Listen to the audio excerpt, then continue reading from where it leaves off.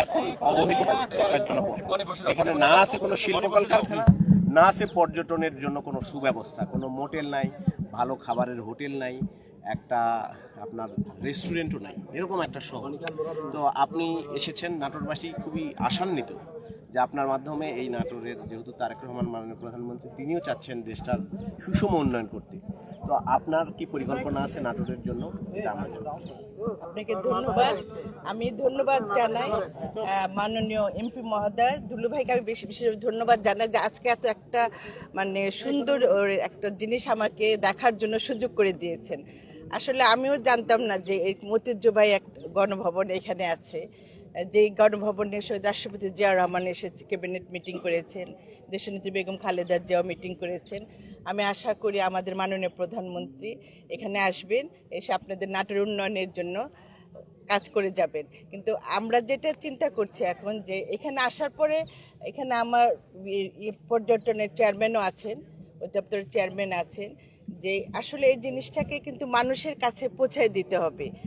এই জিনিসটা তো সবাই হয়তো এভাবে জানে না, যে আমরা সারা বাংলাদেশেও কিন্তু অনেকে জানে না যে এত সুন্দর একটা ঐতিহ্য এখানে আছে। আমরা চেষ্টা করব, যেহেতু আমরা আজকে এসেছি এই ট্যুরিজমের পক্ষ থেকে এসেছি, যেহেতু আমি ওই মিনিস্ট্রির মন্ত্রী, সেই হিসাবে এসেছি এই কারণে যে বাংলাদেশের প্রত্যেকটা জায়গায় যেন এরকম করে আমরা একটা ট্যুরিজমের হাব তৈরি করতে পারি। আপনারা জানেন আমাদের এই পর্যন্ত 1498টা ট্যুরিস্টের স্পট আছে, তা আমরা পর্যায়ক্রমে সেগুলি হাতে ধরবো।